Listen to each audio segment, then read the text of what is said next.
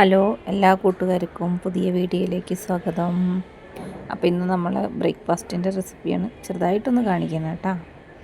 അപ്പോൾ സാമ്പാർ ഞാൻ തലേദിവസം ഉണ്ടാക്കി വെച്ചിട്ടുണ്ട്. സാമ്പാർ തലേദിവസം ഉണ്ടാക്കിയതാണ്. പിന്നെ ഇന്ന് ഇഡ്ഡലിയാണ്. ഇഡ്ഡലിയും തക്കാളി ചമ്മന്തിയും സാമ്പാറാണ് ഉണ്ടാക്കണത് ബ്രേക്ക്ഫാസ്റ്റ്. അപ്പോൾ സാമ്പാറിൻ്റെ പരിപാടി കഴിഞ്ഞിരിക്കണം. ഇനി അത് വറവിടും.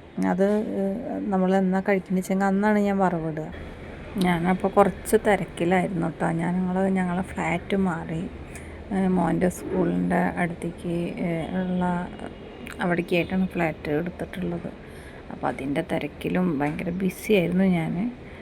അപ്പോൾ അതാണ് വീഡിയോ ഒക്കെ വരാൻ വഴുകുന്നത്. ഇനി ഒന്ന് സെറ്റാവണം, എന്നിട്ടാണ് ഇപ്പോൾ പുതിയ വീട്ടിലാണ് ഇപ്പോൾ വീഡിയോ എടുത്തിട്ടുള്ളത് കേട്ടോ. അപ്പോൾ അങ്ങനെ ഇഡ്ഡലിയായി. അങ്ങനെ തക്കാളി ചമ്മന്തിക്ക് നമ്മൾ എണ്ണ ഒഴിച്ച് പാനിൽ സബോള ഇട്ട് നന്നായി വാട്ടിയിട്ട് ലേശം മഞ്ഞൾപ്പൊടിയും മുളകും പൊടിയും ഇട്ട് നന്നായിട്ട് വഴറ്റുക. എന്നിട്ട് അതിലേക്ക് ഒരു പച്ചമുളകും 4 തക്കാളി എടുത്തിട്ടുണ്ട് കേട്ടോ. ചെറിയ തക്കാളി നന്നായി വഴറ്റിയെടുക്കണം കേട്ടോ. എന്നിട്ട് വഴറ്റിയതിന് ശേഷം ആവശ്യത്തിനുള്ള ഉപ്പും ലേശം പഞ്ചസാര ഇട്ട് മിക്സിയിലടിച്ചാൽ മതി.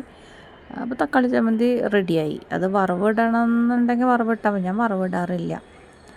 അപ്പോൾ അത് മിക്സിയിലടിക്കണ വീഡിയോ ഒക്കെ എടുത്തിട്ടുണ്ട്, പക്ഷെ കാണാനില്ല ഇതിലൊക്കെ ഡിലീറ്റ് ചെയ്ത് പോയി തോന്നുന്നു. അപ്പോൾ കൂട്ടുകാരെ, ഇത്രയേ ഉള്ളൂ എൻ്റെ ഇഡ്ഡലി സാമ്പാർ തക്കാളി ചമ്മന്തി. അടിപൊളി.